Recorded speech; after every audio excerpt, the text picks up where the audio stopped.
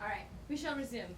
Anyway, tell you a little bit about my time here at NextJump. As James mentioned, I've been here for over 6 years on the merchant team the entire time, but I've had the opportunity and privilege to work on a lot of things here at NextJump. So as many of you know, I have done over 25 of these neighborhood shopping events, or as we call them, VIP events, in 4 markets, so New York, Boston, Los Angeles, and Chicago, as well as be either the captain or the right hand on pretty much every single major shopping holiday that we've had as a company. And right now I'm running baseline marketing with Purvey. And on the culture side, I've been in charge of Project Padawan, our long lost mentorship program, O.com, managing all of our charity relationships through that, the culture tour, and most recently Adopt a School.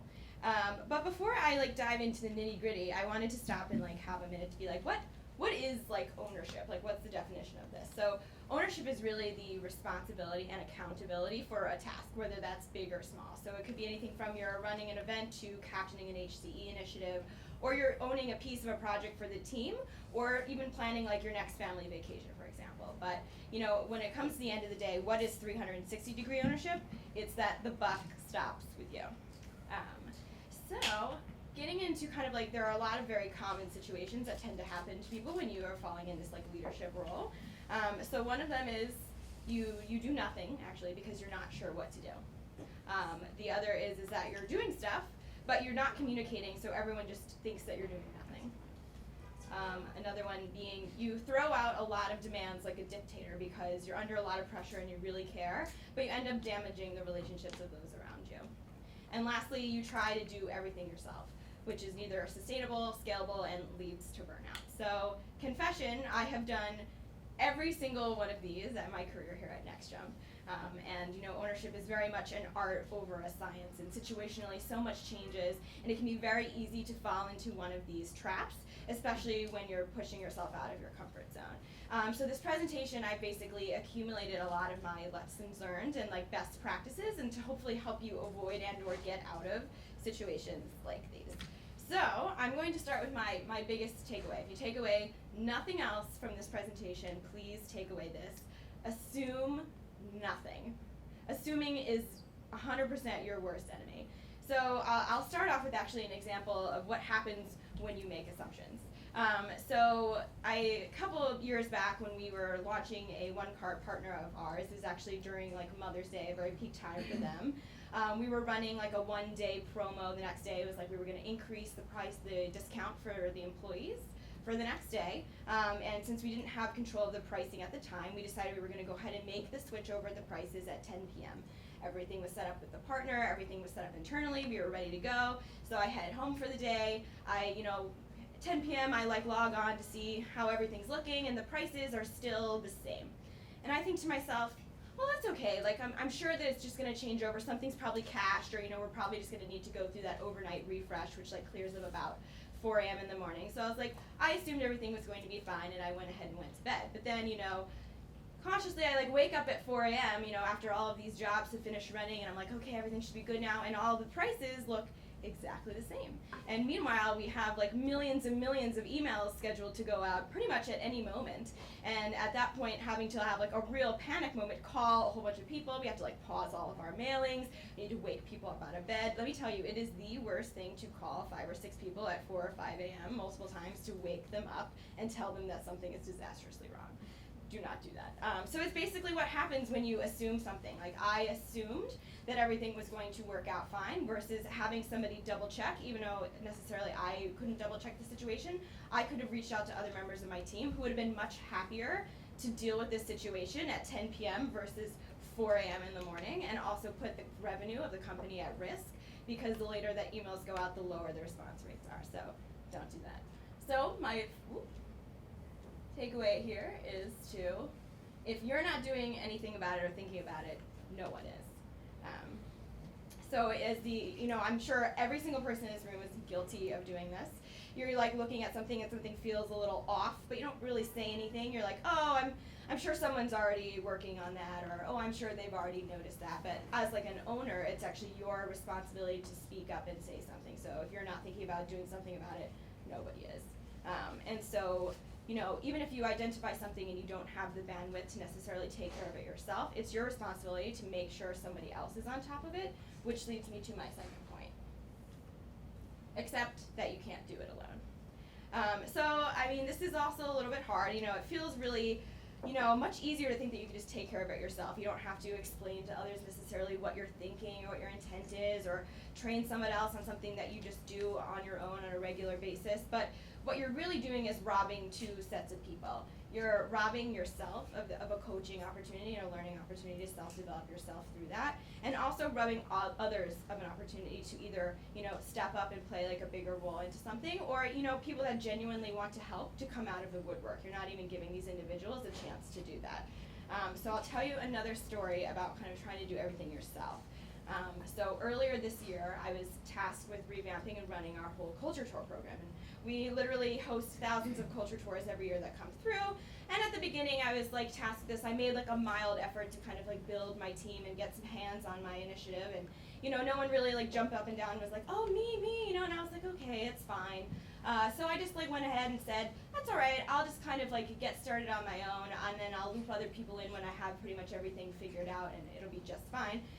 Fast forward, and this is a screenshot of one of my sample weeks where I had up to like 6 to 7 culture tours in one single week, and like I remember once I had like 4 in one day, some like back to back, and these were like 30-minute to an hour-long presentations where you have to be like always on and like super excited. I was like losing my voice. So this is not what you want to do. So what I ended up doing is being completely in over my head at one point, and the amount of time that I was like spending on this by myself and the amount of energy I was expending was ridiculous, and it was starting to impact my time to spend on core revenue and my core job. So what I had ended up doing was dug myself like a huge hole. Not only did I have to maintain this rate of things that were going on, but I also had a backlog because I had to maintain and train other people at the same time. So an example of what not to do, which is why you need to build a team. So you need to lean on a team. It's like why we have the flow model. It's the entire purpose of it. So I have a few technical tips here to kind of like help you figure out how to kind of use your team effectively in an ownership position, because at the end of the day, teams and like delegating all of that is all about relationships. So something that you should do is build the plan together. You want to have like buy-in and appreciation and like kind of like from the rest of the team, and so if you work on your plan together, you're likely to have that. You want to have your team invested and collaborating to help actually put together the plan itself. You want to extend ownership, give context, and define expectations. Ultimately, you want to give like autonomy over to individuals working on your team, and make sure it's clear what is needed and why. The more context that you can give individuals, like the better job they will tend to do, because smart people have, like once they have those tools, will be able to really put more into action from that. And also to share those in front of other people for accountability of those as well. Go ahead and accept that it's not going to be very sensitive.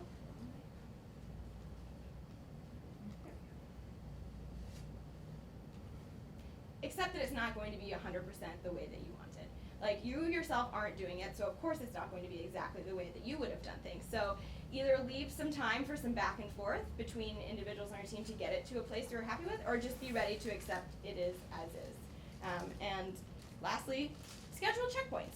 Again, back to point number 1, you can't just assume that someone is going to get something done if you hand it off to them. So checkpoints are your friend here. So go ahead and schedule them up front. So again, with the expectations, people are clear what you're looking for when, and you can check back in with them on a regular basis. And that things are progressing. A note of situational advice here for this. It's really important as an owner that you stay reflective of what's working and what's not in the situation.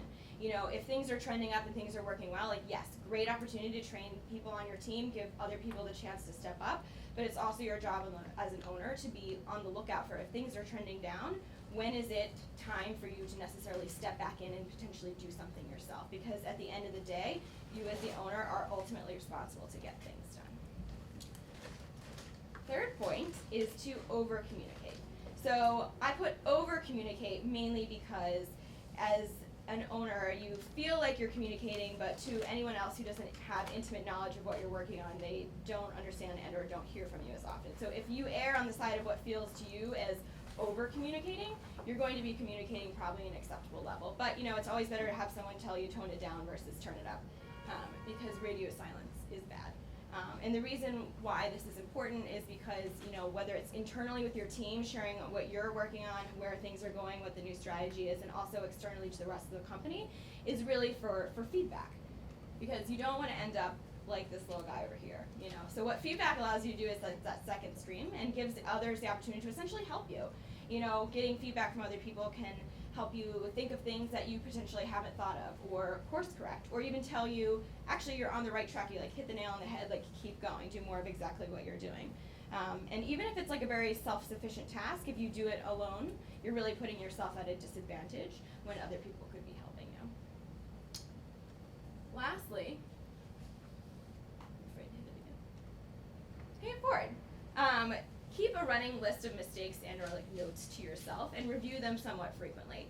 And it's not only for yourself, because it's there are so many things to keep track of. It's very easy to forget of conclusions that you've already had, already came from. For example, I put together this presentation off of my list of running notes to myself, which was extremely helpful. And I was actually telling myself, oh my goodness, I need to take my own advice in so many things that I'm doing right now. It's actually really helpful because it's easy to slip back into those 4 situations I brought up at the beginning.